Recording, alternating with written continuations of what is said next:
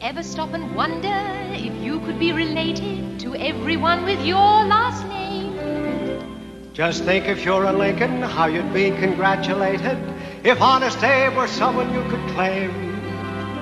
To clear up any mystery, just check your family history. Genealogy's the name of the game. Now some ancestors you'll find you want to hide, but most of them will fill your heart with pride.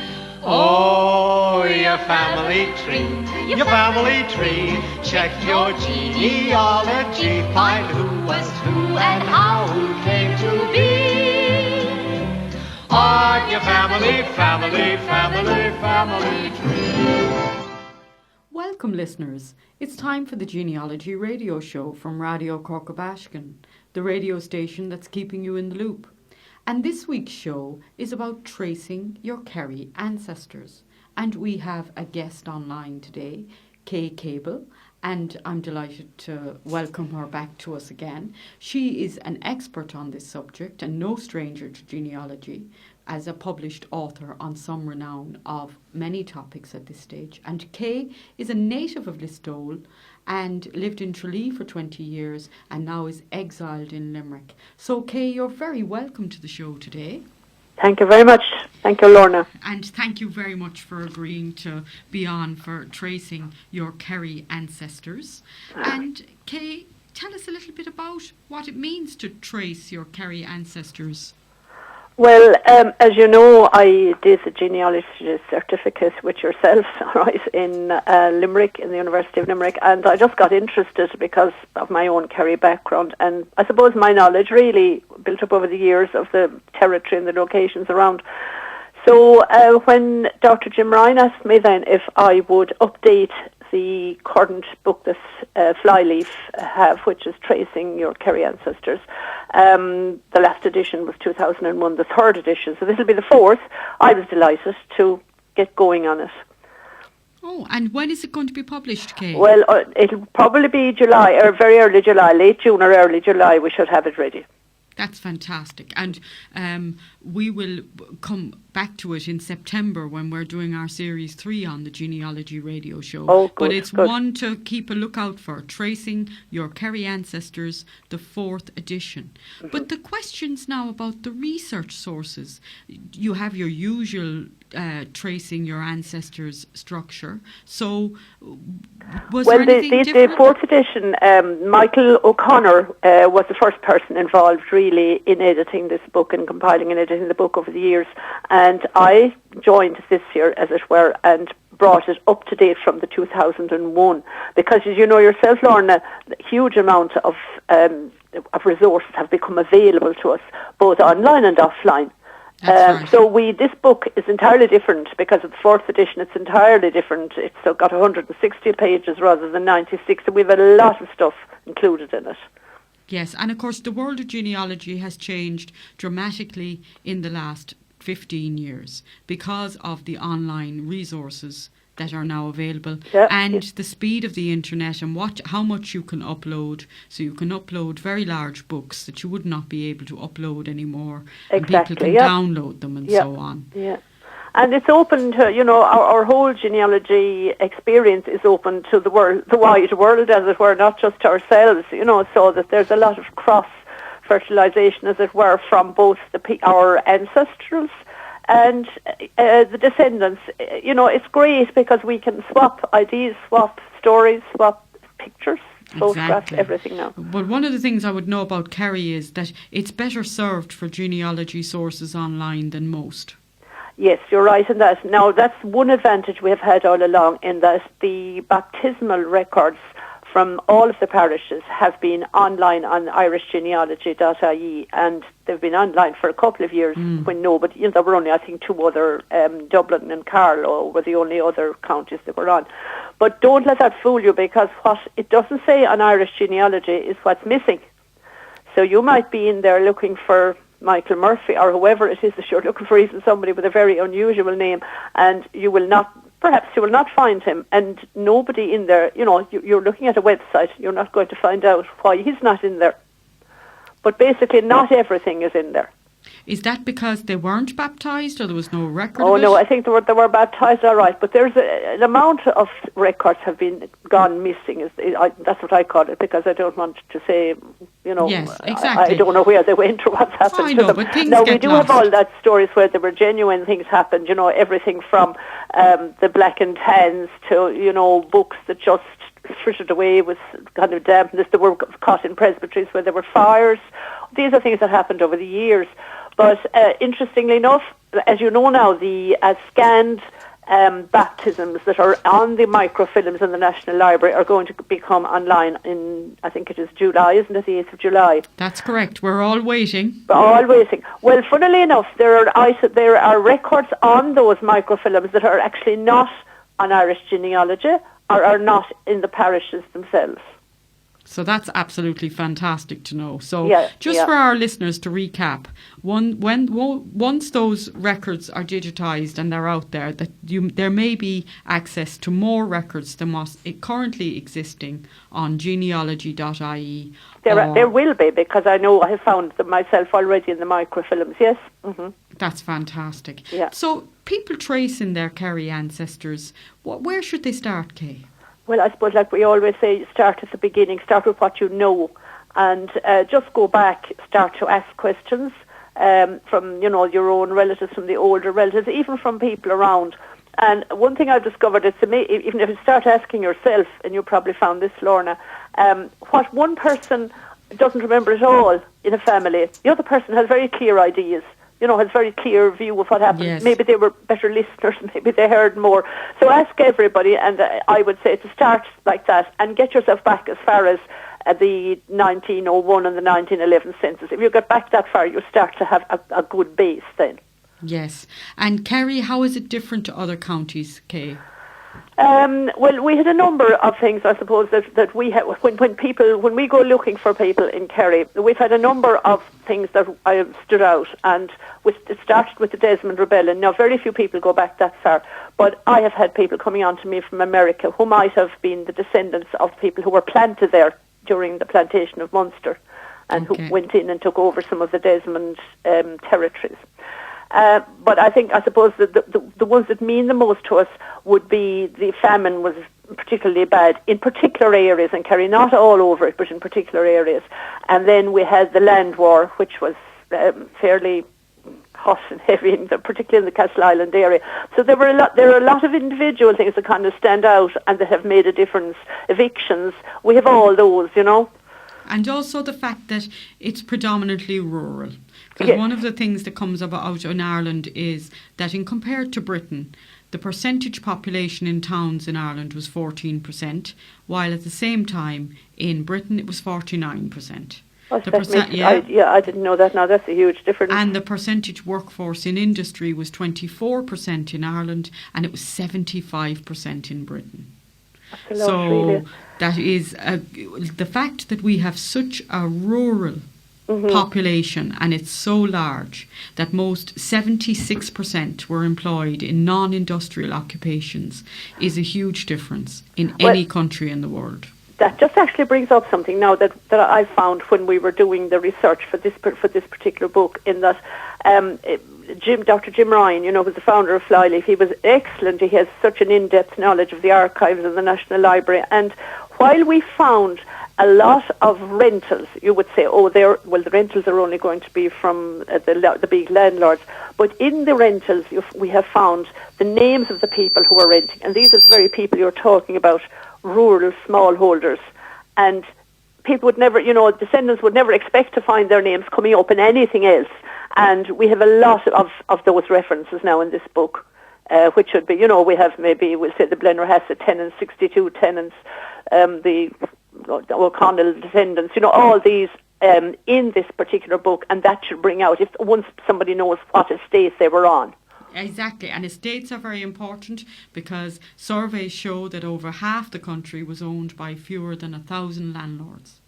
Half the country was owned by fewer than 1,000 landlords, so you don't have a massive amount of estates, you have got a fairly small amount, a number, comparing to how many people were on the land. But owning obviously a large amount of acreage in each Yes, the Yeah, the Marquis Marquis. of Downshire owned 115,000 acres in 5 counties, but the typical landlord had about 2,000 acres. Yeah, yeah. In Kerry then we have the unusual one that the Trinity College owned a huge amount of land. Especially in Listowel. Yeah, well in the north and also down in the Carsavine area. Yeah. Yes. And do they still? Oh no. Everything is, I think everybody owns their own place now at this Yes. stage, yeah. Well, it's just something that I suppose it really is an important thing to note, that you're going to find landlords owning pockets of land in places where you don't expect to find them. Yeah. The administrative divisions then in Kerry, are they the same as the rest of the country? Baronies, townlands? They're the same, the baronies, the townlands and the civil parishes. And we have those fairly well, marked out. Now, not everybody, like you would know which barony or which townland they were from. People would come, but there's lots of help. And again, these will all be in this particular book in Tracing Your Kerry Ancestors. And does it have maps of the county? Oh, it has maps, and it has them very specifically, laid out almost down to the townlands. Yeah. Well, that's very, very useful indeed. Yeah. And the newspapers. Oh, well, that's another one. Now, we were very lucky with newspapers. Maybe we were good talkers in Kerry and good readers of newspapers.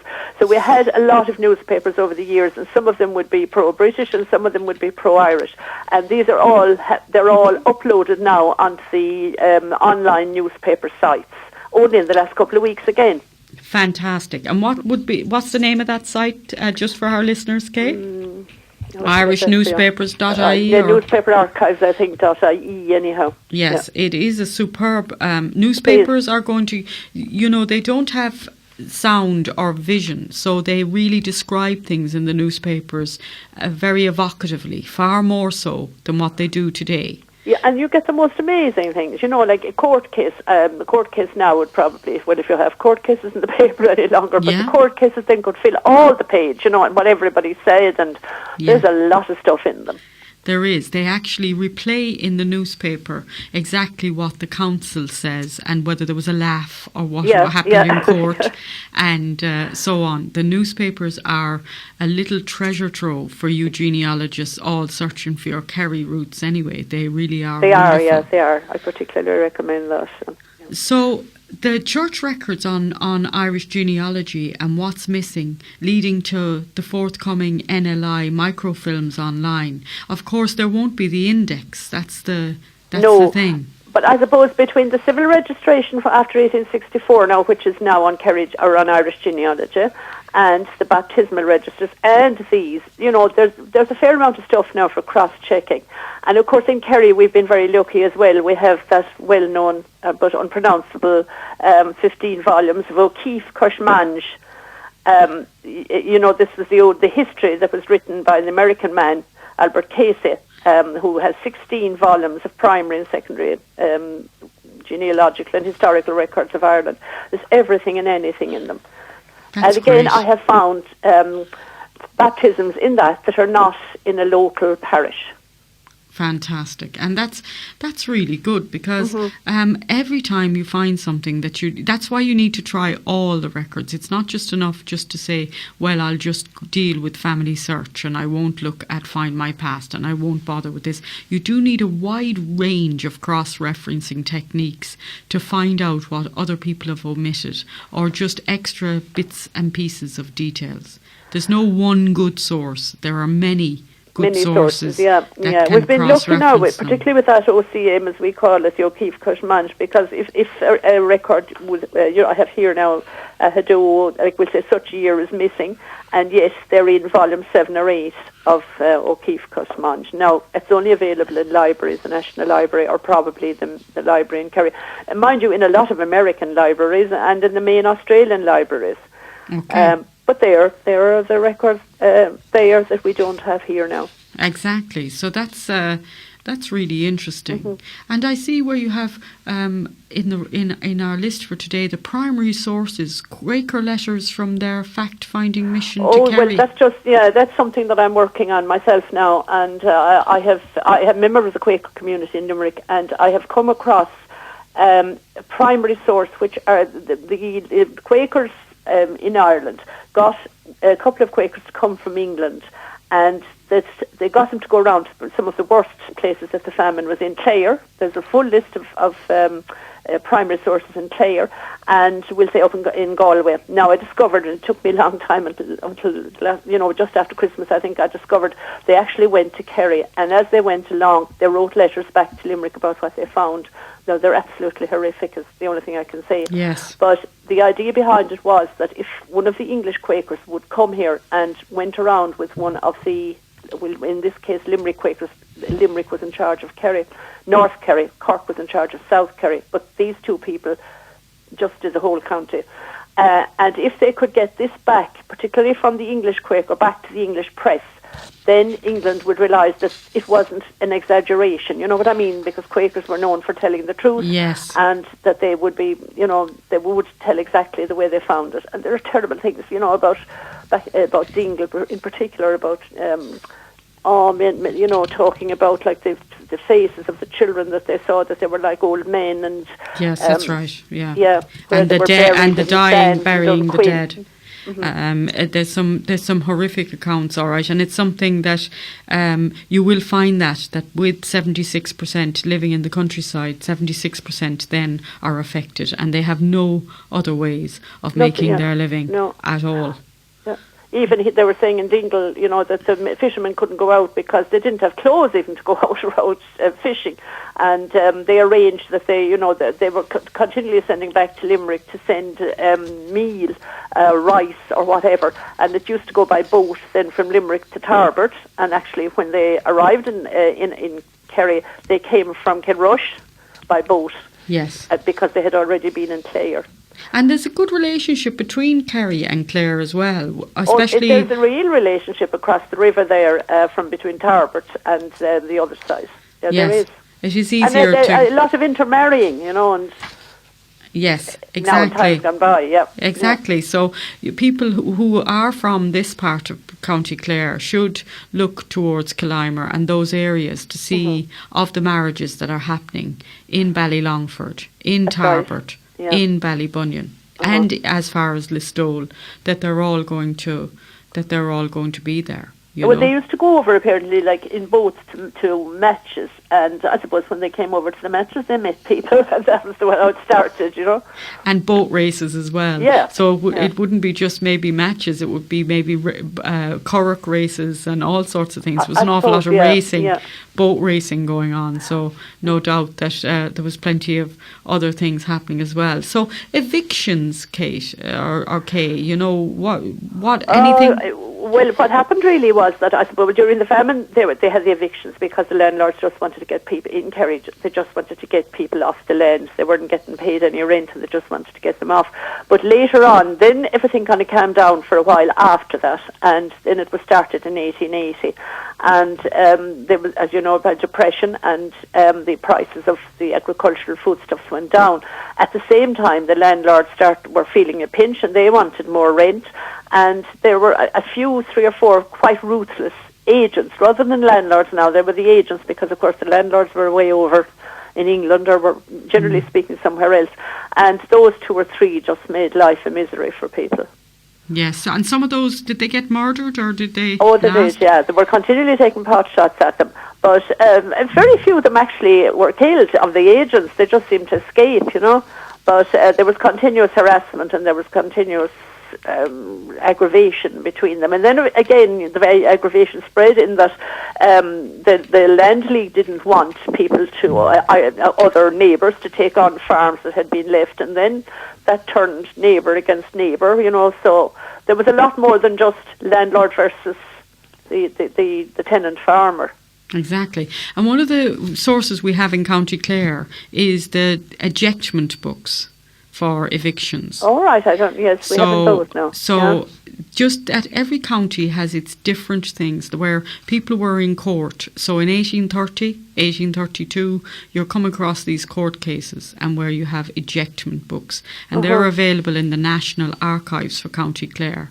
And you may have similar sources for Kerry. Yeah. So in our references now, as I said, we have a lot. We have pages under land. We have arrests under the Protection of Persons Persons and Property Act, so there'd be a certain amount of those. And the other interesting thing that we have as well in the tracing your Kerry ancestors, in Blennerville, which is just outside Tralee, a lot of boats went to Canada because there was a big trade going on with bringing timber from Canada, and then the boats went back. So there are quite a lot of passengers and passenger lists. There was the Jeannie Johnson, it was quite a famous one, but there were lots of other boats that went out, and most of them went to North America or to Canada. So we have those as well. And passenger lists will give the name of the person, the age of the person. Sometimes it'll give a physical description as well. Well, the ones that I found now, what I was most interested in would be that it was a lot of families went. So you saw how many went. You know, did they survive it when they went? No, they weren't bad boats. These particular ones, they weren't bad ships. They weren't the worst. So most of them seem to have survived. But you know, where there were small children and that, I wonder, do they all get there? Oh, yes. I mean, these were very difficult times. So people, when you're researching your name and your ancestry from Kerry, this book, Tracing Your Kerry Ancestors, will definitely be a must. And I know that some of the things that you do find are the same for tracing your genealogy. Start with yourself, make sure you get to the 1901 and 1911, then go back to your Griffiths valuation. But there are unusual things in this book, as Kay has mentioned, and every county has its own particular story, and it'll all have different landlord records, different stresses or strains or influences because of its geographical differences.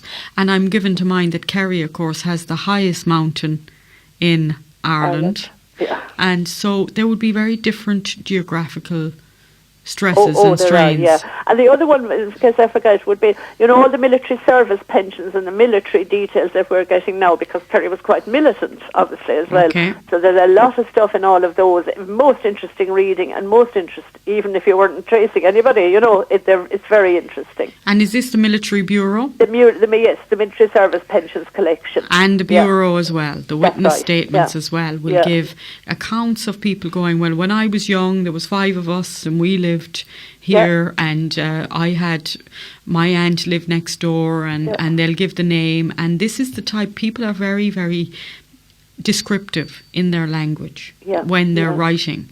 So it's something that you get far more then than what you get now. You will get information. They're entitled to mention names. You know, now we're protected with the Data Protection Act and what have you. We're afraid to put anything down, but everything was written on these. So you found maybe so-and-so a neighbour, or, you know, quite interesting other tidbits come up that you find that you didn't set out to look for at all, you know. Another thing, though, is if there's bad feeling between families, and it's a case I have looked at recently, if there are bad feeling between families, then they will refer to each other formally. Oh, right. They will go, and Mary Kennedy. That could be a married sister. Oh, yeah, but they will actually not say my sister Mary. They at won't all. say my sister Mary or once Mary Boyle or something like that. You will have to really scratch the surface to find the relationship there. When they fall out very, very deeply. Yeah. And it's very interesting to try to find out, you know, even again looking at Griffiths and that, and when the land was subdivided, you know, the way fathers gave 2 sons, you know, bits of the land and that, were they talking, weren't they talking, you know, there's lots of lots of things come up even in the baptismal. The other thing that I think, and I often say to everybody, whenever you're taking down, you know, and to be sure and to record everything, when you're recording births particularly, or baptisms, always record who the sponsors were as well. Yes, because you're looking at close friends, close relations. Close relatives, or maybe next door neighbour if a child has to be baptised very quickly, you know. Yes, exactly. So they tell you an awful lot. And they also copper fasten that you're on the right family, as it were, if, you know, it's a name. And in Kerry we have loads of Sullivans, loads of McCarthy's, loads of Murphys. And if a sponsor has the wife's name or whatever, you know you're on the right track then. Yes. So, I mean, we've got many things with the Irish landlords in the 19th century. We know that they don't just regard their estates as sources of income, but some do. So we've got polarities. We've got good landlords and bad landlords. We've got them not seeing they do see the Irish as being quite feckless, not able to govern themselves, so on, and it's ingrained kind of discrimination in some. And you will see that in accounts in Kerry as well, where the landlords don't think too highly of their tenants, you know. No, I don't think they had really anything in common with them. You know, they didn't share a religion or the same culture, or, you know, they were totally removed from them. Not, you know, in England it's so different. Well, in England, I suppose, because 76% of them are in industry. And so there isn't that agricultural life in the 19th century any more than what there is in Ireland. And that's something that genealogists need to address, that they're looking at a very high incidence of people living in villages, living in the countryside, in a countryside that is teeming with people. The population in Kerry would have been 5-6 times more than what it is today. Yeah, it was. Yeah, in the beginning, before the famine, it was. Yeah. Mm-hmm. But it's been great to have you on the show today, Kay, and the show will be podcast out on Monday or tomorrow, hopefully, but Monday at the latest. And thank you so much for being on today. I really appreciate your time. And the book is Tracing Your Kerry Ancestors, the 4th edition with Kay Caball and Michael O'Connor, and it's the 4th edition Flyleaf Press. It's available through American distributors, but also it should be available through Flyleaf, should it? Online? It is, yeah. It's available online from Flyleaf. Yeah. So if you type in Flyleaf, Tracing Your Kerry Ancestors, you will be able to order the book, or you'll be able to make sure you know when it's coming out. And thank you very much, Kay, for being on today. Thank you, Lorna. Thank you again. So goodbye for now, folks. We'll be back next week. We'll be looking at tracing your Leitrim ancestors next week. And Slán go fóill. Thanks for listening.